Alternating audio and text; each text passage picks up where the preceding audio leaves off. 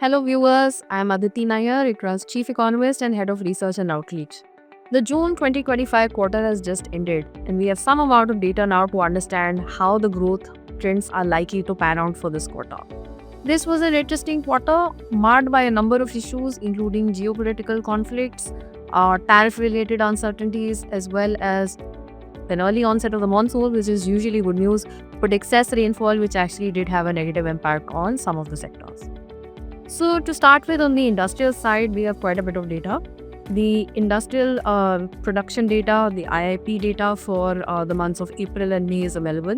And this is actually showing practically a halving of the pace of growth as compared to what we saw in Q4 of FY25. The core sector data is also giving us some indications in terms of healthy growth, but a slowdown in both steel and cement production, which is suggesting that construction growth may actually come off the highs that we saw in Q4.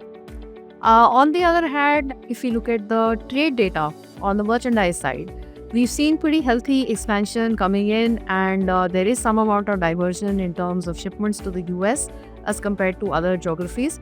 However, this has not led to a pickup in manufacturing growth in the first couple of months of Q1 of FY26.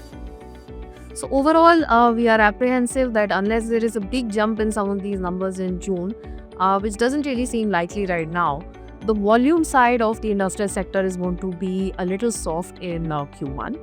And commodity price trends are quite mixed, which should have an uneven impact across different sectors. Now moving on to the services sector. Here again, we have decidedly mixed trends coming in for sectors such as transport. Then in the financial sector itself, we got a pickup in deposit growth, we got a slight slowdown in credit growth. However, the change in bond yields is something that should support treasury incomes for the banks in this quarter.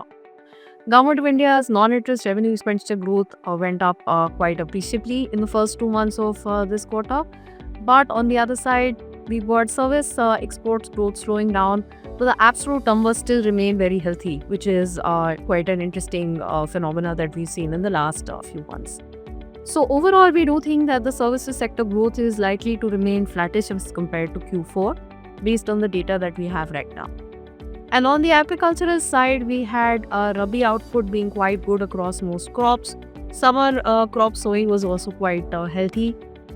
And then we, of course, had the early onset of the monsoon in the month of May, and excess rainfall in the early part of that month, which had a negative impact both on the mining sector as well as on electricity demand, particularly from the agricultural side.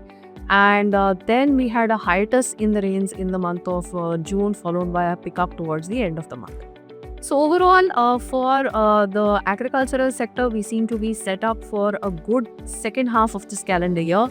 We do think that the Kharif trends are likely to be quite healthy.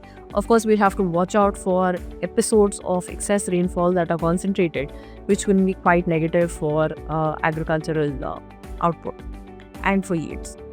Now, as of now, when we look at all the data that we have before us, it does seem to us that from the 4-quarter high 7.4% GDP expansion that we got in Q4, we are likely to see a slowdown in GDP growth in the first quarter. And the indications that we have right now seem to be building up for a sub 6.5% growth in this quarter, which is just concluded. Thank you, and hope to see you soon on another one of our podcasts.